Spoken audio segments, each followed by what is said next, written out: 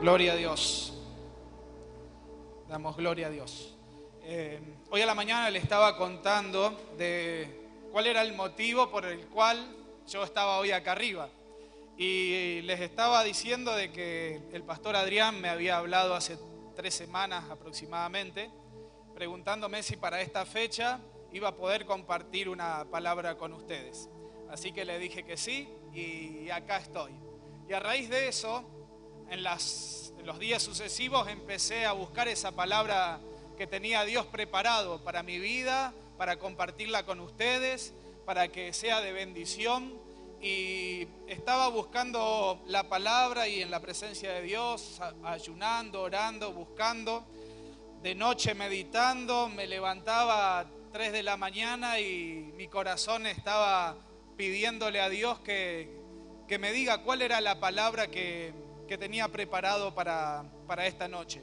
Y una de las mañanas temprano me estaba yo despertando y es ahí a donde me habló el Señor y puso en mi espíritu: di a estos huesos secos. Así que imagínense uno levantándose y recibiendo esa palabra en el espíritu. Digo, ¿qué le tengo que decir? ¿Y quiénes son los huesos secos? ¿Y cuál es la palabra en tu palabra que sustenta esta palabra que yo estoy recibiendo?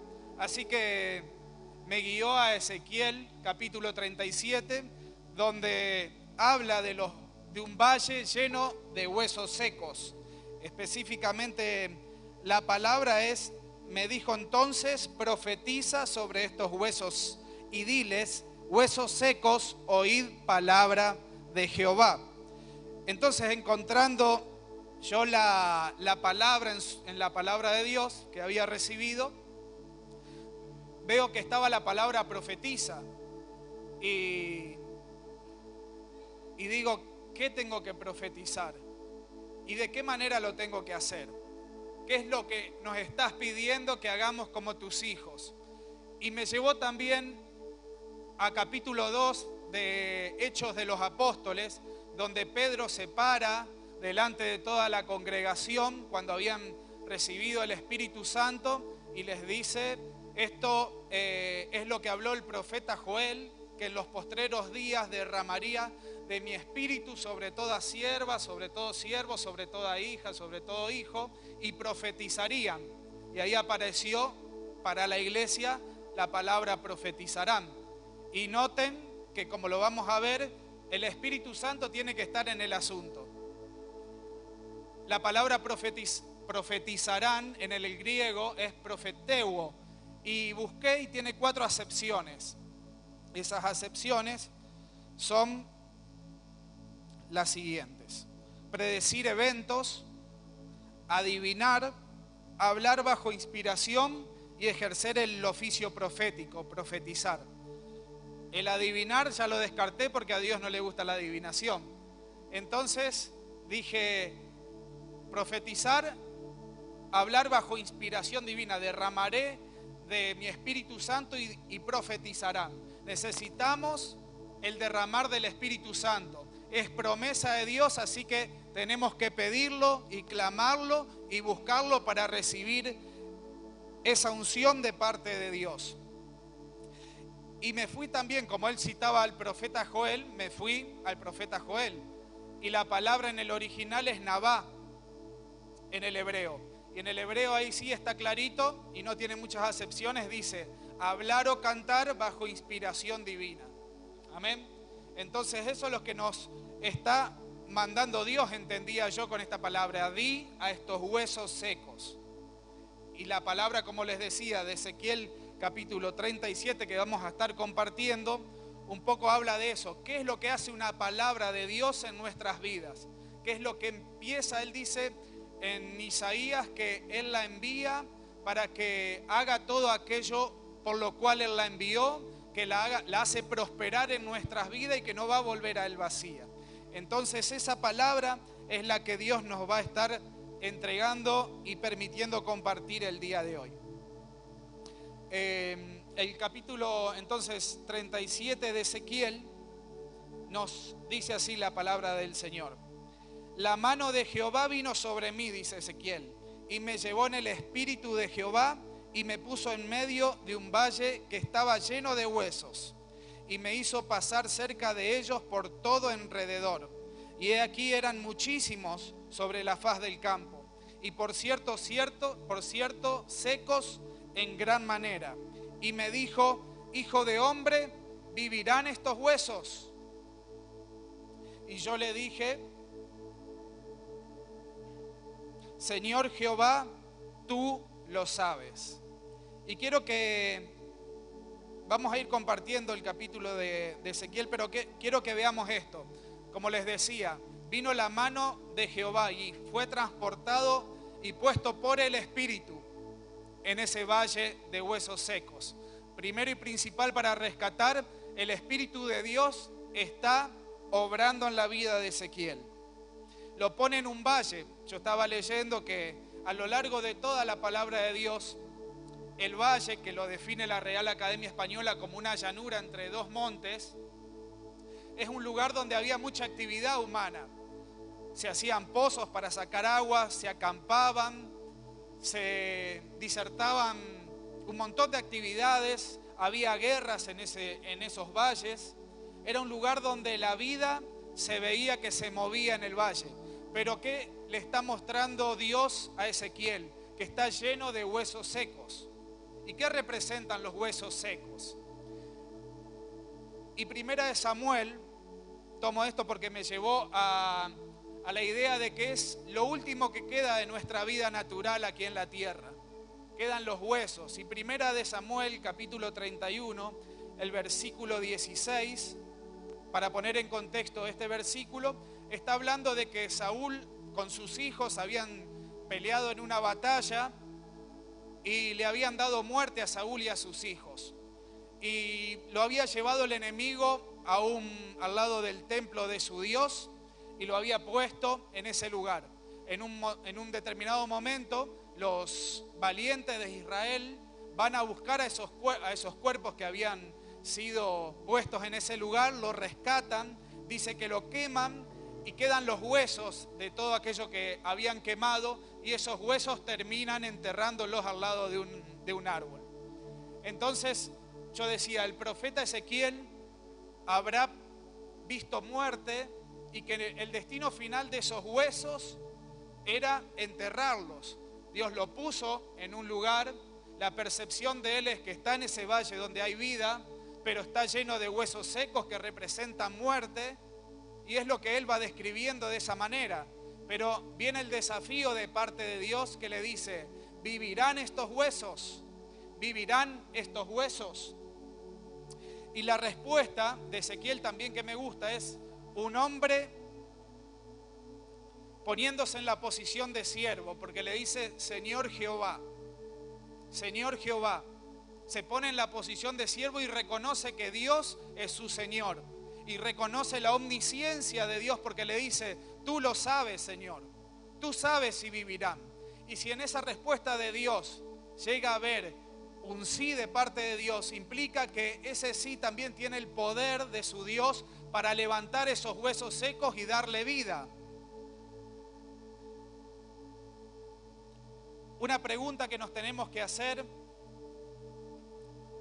y que creo que Dios quiere hacernos es: ¿cuál es el valle de huesos secos donde Dios nos puso en este momento? ¿Cuál es el valle en medio del cual Dios te puso que están llenos de huesos secos? Puede ser la situación del país en la cual estamos viviendo, puede ser una situación de la familia, pueden ser tus hijos que están en la droga, pueden ser tus hijos que se fueron de tu casa, pueden ser tus padres, para los jóvenes que sienten que le hacen la vida difícil, puede ser tu negocio, puede ser tu trabajo, puede ser tus proyectos, puede ser tu estado de salud. ¿Cuál es el valle de huesos secos en el cual te ha puesto el Señor? Puede ser un estado emocional, te sentís fracasado, te sentís que estás en un pozo, que no ves la salida. ¿Cuál es ese valle?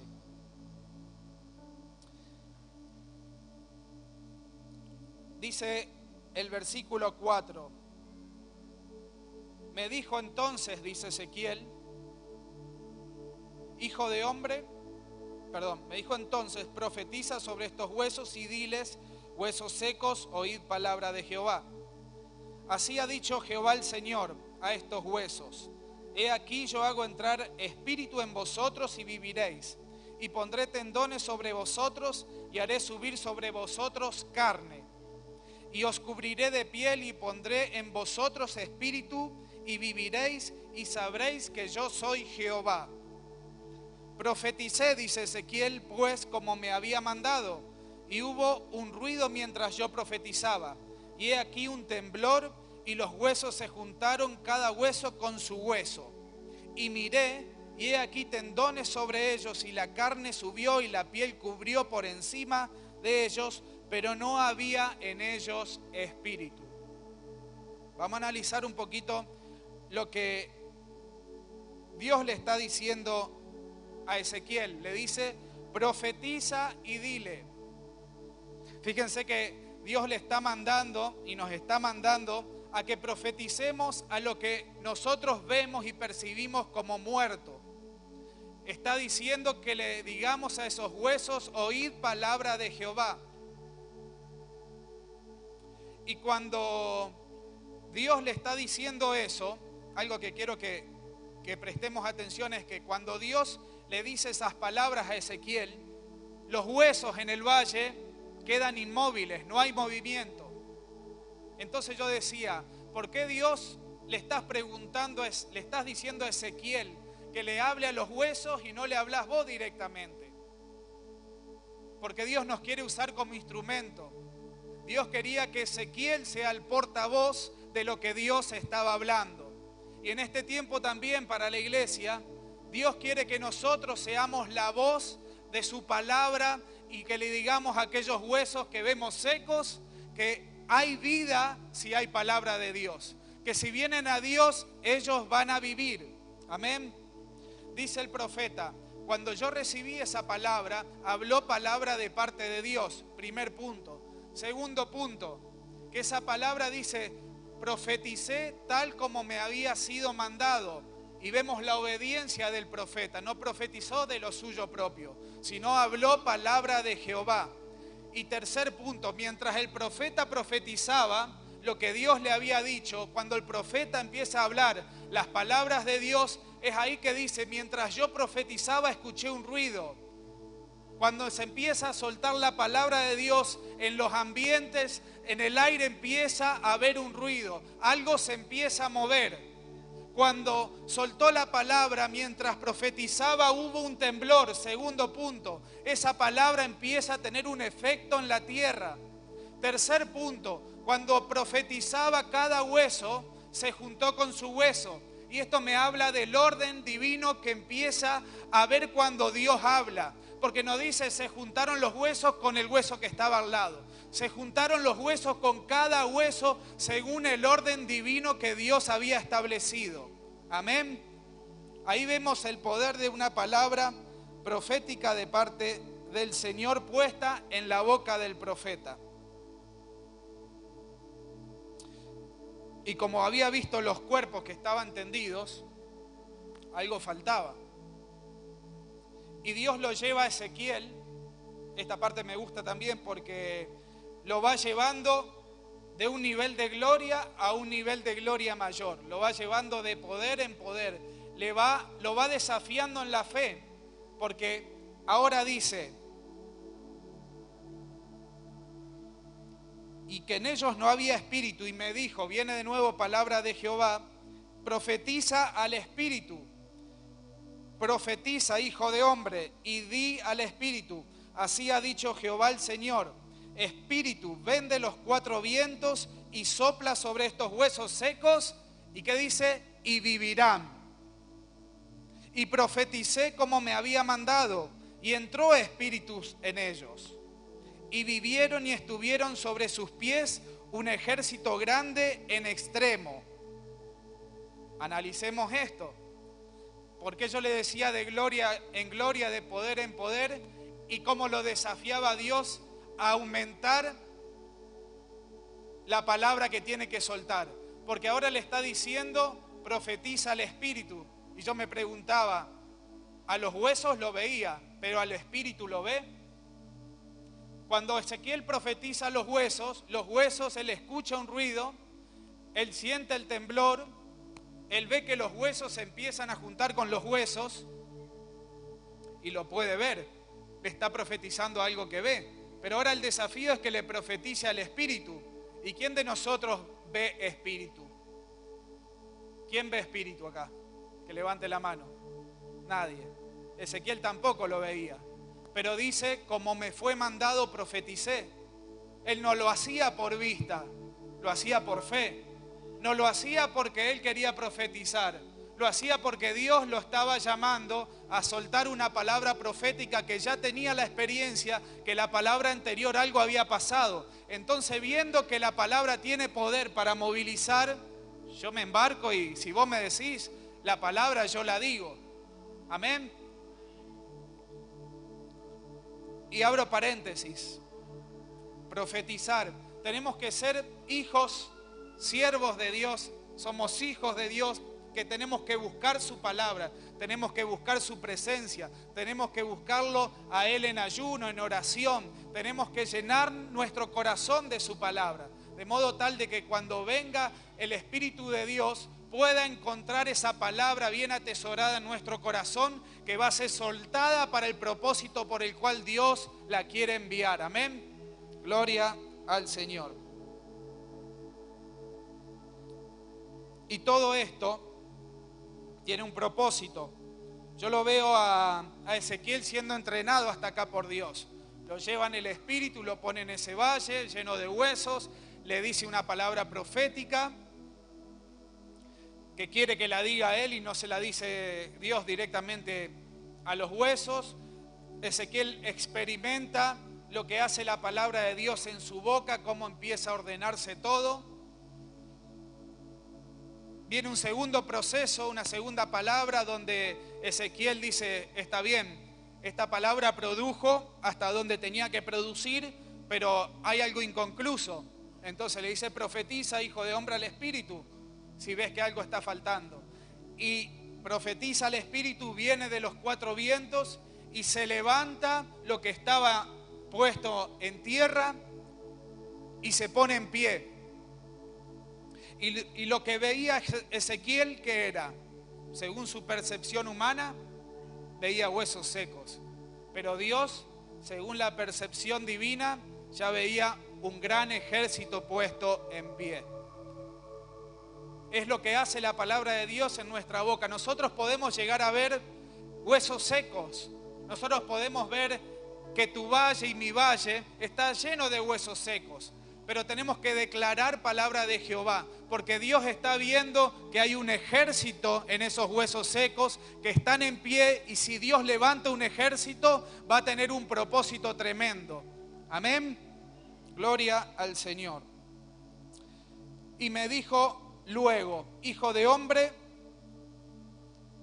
estos huesos, viene la revelación de qué son los huesos. Estos huesos son la casa de Israel.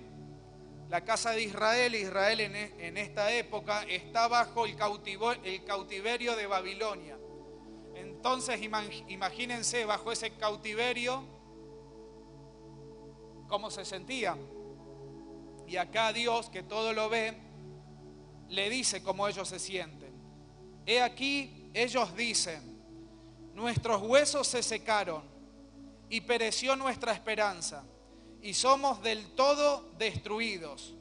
Por tanto, profetiza y diles, así ha dicho Jehová el Señor, he aquí, yo abro vuestros sepulcros, pueblo mío, y os haré subir de vuestras sepulturas, y os traeré a la tierra de Israel, y sabréis que yo soy Jehová, cuando abra vuestros sepulcros, y os saqué de vuestras sepulturas, pueblo mío, y pondré mi espíritu en vosotros y viviréis, y os haré reposar sobre vuestra tierra, y sabréis que yo Jehová hablé y lo hice, dice Jehová. Amén.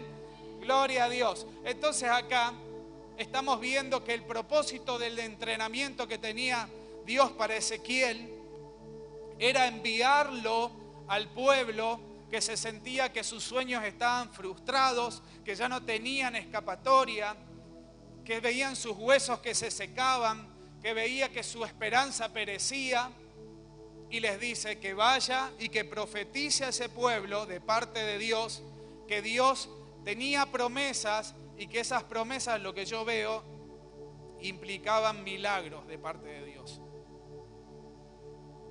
Amén. Para ir terminando, vamos a ver que en Juan capítulo 11 están en Betania, está María, está Marta, está Lázaro. Ellos tres eran hermanos. Lázaro, dice las Escrituras, que había enfermado, y como esta familia era amiga de Jesús, envían a buscarlo a Jesús, que estaba en un lugar con sus discípulos. Estos que llegan a Jesús con la noticia de que Lázaro, que Jesús amaba tanto, estaba enfermo, recibe esa noticia Jesús, y algo que me sorprende es que Jesús recibe la noticia y no va directamente a Lázaro, sino que se queda en el mismo lugar donde estaba con sus discípulos. Y pasado el tiempo, dice que pasaron 2 días, y ahí recién decide Jesús con sus discípulos ir a la casa de Lázaro. Y Lázaro ya había muerto. Entonces yo veo a Marta y María pasando por su valle de huesos secos. Y Jesús se toma su tiempo. Él todo lo sabe. Y cuando llega al lugar, está llegando a Betania, que era donde estaban las hermanas ya siendo consoladas por los judíos, porque su hermano Lázaro había muerto. Escucha a Marta que venía Jesús y Marta sale a recibirlo. Y hay algo que me llama la atención, que le dice: Señor Jesús, si tú hubieses estado aquí, mi hermano no hubiera muerto. Y Jesús le dice que Lázaro va a resucitar. Y Marta le dice: sí, yo sé que el día de la resurrección mi hermano va a resucitar. Y Jesús le dice: yo soy la resurrección y la vida. El que esté muerto y crea en mí, aunque esté muerto va a vivir. Y el que vive y cree en mí va a tener vida eterna. ¿Lo crees?, le dice a Marta. Y Marta dice: yo sé, Señor, que tú eres el Cristo, que tú vienes de Dios, que eres el Hijo de Dios. Y queda ahí. Dicho esto, va Marta y la va a buscar a María. Y le dice: María, el Señor te busca. Y sale corriendo María y va al mismo lugar donde había quedado Jesús con Marta, que era afuera de la aldea de Betania. Y llega María y se postra a los pies de María. María, que era la que había roto el frasco de perfume y había ungido a Jesús y había enjugado con sus cabellos sus pies, se postra nuevamente delante del Señor a sus pies y le dice las mismas palabras que Marta: Señor Jesús, si hubieses estado aquí, no hubiera muerto mi hermano. Hay un pequeño cambio, pero me dice que Marta y María, cuando estaban en su casa, estaban hablando eso. Si el Señor Jesús hubiese estado acá, mi hermano no hubiese muerto. Miren el valle de huesos secos en medio del cual nos ha puesto Dios. Y Jesús es mi amigo y Jesús no está y lo necesitamos y no vino cuando lo llamamos. Pero Jesús llega en el tiempo que tiene que llegar. Y Jesús le pregunta: ¿dónde está tu hermano? Y dice las Escrituras que ya habían pasado 4 días. Y quiero compartir con ustedes esto. ¿Qué es lo que pasa con un cuerpo? El proceso de descomposición. Vamos a leer un par de párrafos para ponernos en contexto de cómo estaba Lázaro. A las 4 horas, dice, en el proceso de descomposición de un cuerpo, comienza a aparecer el rigor mortis, el enrojecimiento de la piel y el estancamiento de la sangre continúa. El rigor mortis comienza a tensar los músculos durante unas 24 horas. ¿Vieron? A veces uno ve algún perro que lo han atropellado al costado de la ruta y está duro. Sus huesos, las primeras horas de cuando un cuerpo muere es que se endurecen por este motivo los músculos a las 24 horas, tras las cuales el cuerpo recupera su estado de flojo. A las 12 horas el cuerpo está en un estado de rigor mortis casi total. 24 horas después de la muerte, el cuerpo adquiere la temperatura del ambiente que lo rodea. La cabeza y el cuello adquieren un color verde azulado. Comienza a extenderse al resto del cuerpo y en este momento comienza el fuerte olor a carne podrida. El rostro de la persona se hace esencialmente irreconocible. A los 3 días, los gases de los tejidos corporales forman grandes ampollas bajo la piel. La totalidad del cuerpo comienza a hincharse y crece de forma grotesca. Y sigue, a los 3 días. Cuando Jesús le dice, ¿dónde han puesto el cuerpo? Y lo llevan a la sepultura, que era una cueva que le habían puesto la piedra. Jesús le dice, corran la piedra, le dice a sus discípulos. Y María conocía lo que pasaba, Marta conocía lo que pasaba, y le dice, Señor, es de 4 días ya, hiede. Y dicho esto, imagínense cómo estaba el cuerpo de Lázaro. Pero Jesús portaba una palabra que él decía, yo no hablo por mí mismo, sino hablo lo que habla el Padre. Y esa palabra que el Padre ya había soltado en los cielos para Lázaro estaba por ser soltada a través de la boca de Jesucristo. Y fíjense lo que dice Jesús, abriendo la piedra, dice, gracias Señor, ora primero. Gracias Señor porque me escuchas. Yo sé que siempre me escuchas, pero lo digo por causa de la multitud que está a mi alrededor, para que crean lo que va a pasar. Lo estoy parafraseando, ¿no? Y dice, clama a gran voz, Lázaro, ven fuera. Una palabra de parte de Dios, una palabra que dice, una frase dice, Lázaro, ven fuera. Y esta palabra está cargada para revertir toda la situación que leímos recién. Lázaro habrá estado hinchado, habrá estado naturalmente casi irreconocible. Pero una palabra que dice Lázaro ven fuera hace que Lázaro cobre en su estado natural el cuerpo que necesitaba para que su espíritu entre a ese cuerpo y comience a salir, como dice las Escrituras, salió atado las manos con las vendas y atado los pies. Y yo me imagino, o salió así, porque dice que salió, o saltando. Y dice Jesús, vayan y desátenle y déjenlo ir. Hay una palabra que trajo vida a lo que estaba muerto. Amén. Gloria a Dios. Yo a veces digo, puede ser, está bien, era Jesús. Pero ¿y qué pasa con nosotros, sus discípulos? ¿Qué pasa con nosotros? Y me lleva a capítulo 9 de Hechos de los Apóstoles, donde Pedro va a pasar por una situación similar. Si quieren ir subiendo los adoradores, ya estamos terminando la prédica con esto acá. Lo que hizo Pedro en capítulo 9 de Hechos de los Apóstoles. Versículo 32.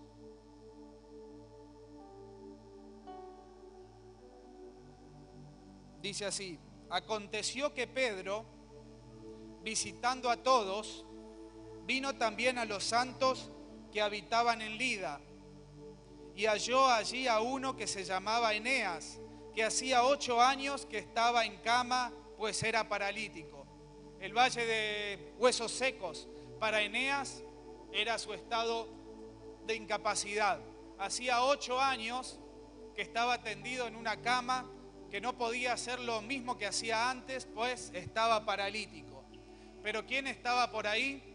Estaba un discípulo del Señor, estaba el apóstol Pedro, llevando una palabra de parte de Dios, que Eneas ni siquiera creo se la esperaba. Y le dijo Pedro, Eneas, Jesucristo te sana, levántate y haz tu cama. Y enseguida se levantó.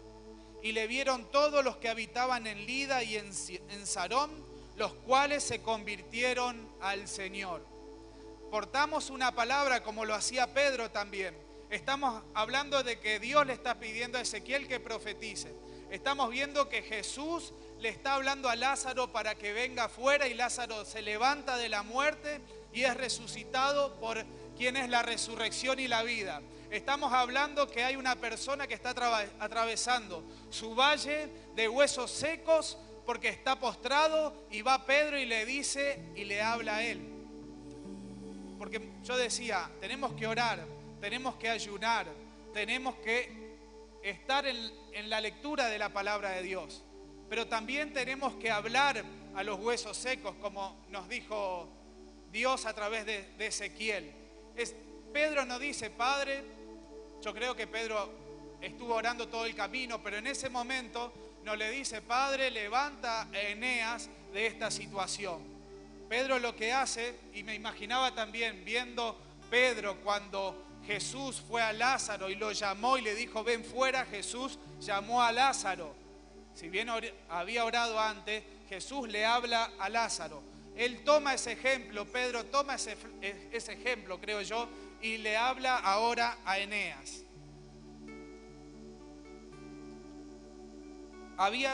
Para terminar, había también en Jope, había entonces en Jope una discípula llamada Tabita, que traducido quiere decir Dorcas. Esta abundaba en buenas obras y en limosnas que hacía. Y aconteció que en aquellos días enfermó y murió. Después de lavada la pusieron en una sala. Y como Lida estaba cerca de Jope, los discípulos, oyendo que Pedro estaba allí, le enviaron 2 hombres a rogarle, no tardes en venir a nosotros.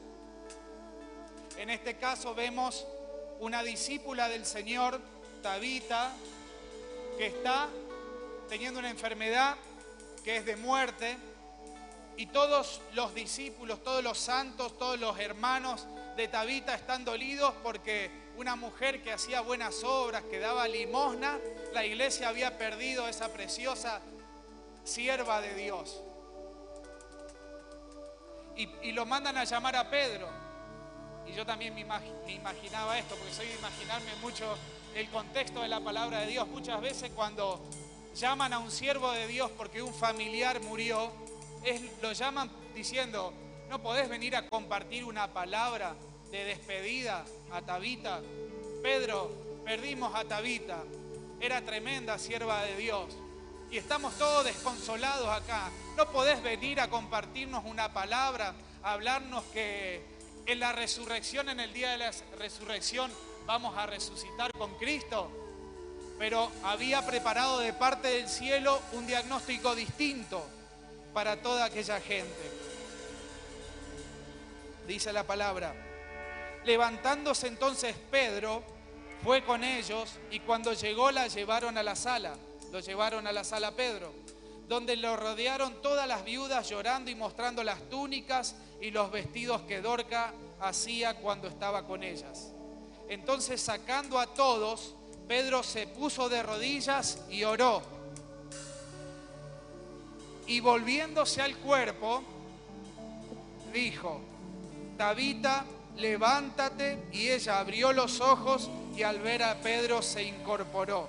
Entonces la pregunta es, ¿Pedro oró? ¿Pedro oró?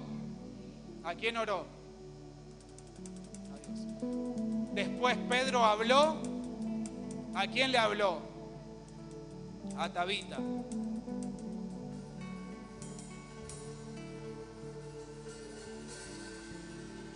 Y él, dando la mano, la levantó. Entonces, llamando a los santos y a las viudas, la presentó viva. Esto fue notorio en toda Jope, y muchos creyeron en el Señor. Amén. Amén. Amén. Bueno, gloria a Dios, gloria al Señor. Yo creo que Dios nos está desafiando a hablar a aquellos huesos secos que nosotros estamos viendo, que es un valle, pero vemos muertos. A ir afuera y a llevar palabras de vida para todas aquellas personas que están desesperadas, viendo muerte a su alrededor. Nosotros vamos a portar una palabra. La palabra de Cristo dijo, Cristo, que yo hablo palabras que son espíritu y son vida. Amén. Gloria a Dios. Quiero terminar con esta conclusión entonces. Así como Dios usó la vida de Ezequiel, quiere usar tu vida y quiere usar mi vida. El Señor quiere que su palabra esté abundando en nuestro corazón para que rebose por nuestra boca. Hay un valle de huesos secos allá afuera, como hablábamos. El Señor Jehová nos está diciendo lo que Ezequiel capítulo 37, versículo 4. Profetiza sobre estos huesos secos y diles, huesos secos, oíd palabra de Jehová. Y si no tenés una palabra de Jehová, si recién conoces al Señor, testificá de lo que hizo Jesús en tu vida.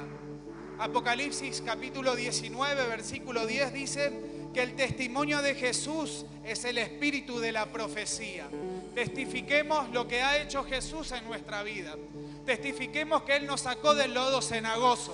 Testifiquemos que estábamos muertos en nuestros delitos y pecados y Él nos ha traído a la vida. Amén. Gloria a Dios. Gloria al Señor. Oramos, Padre. Gracias, bendito Rey.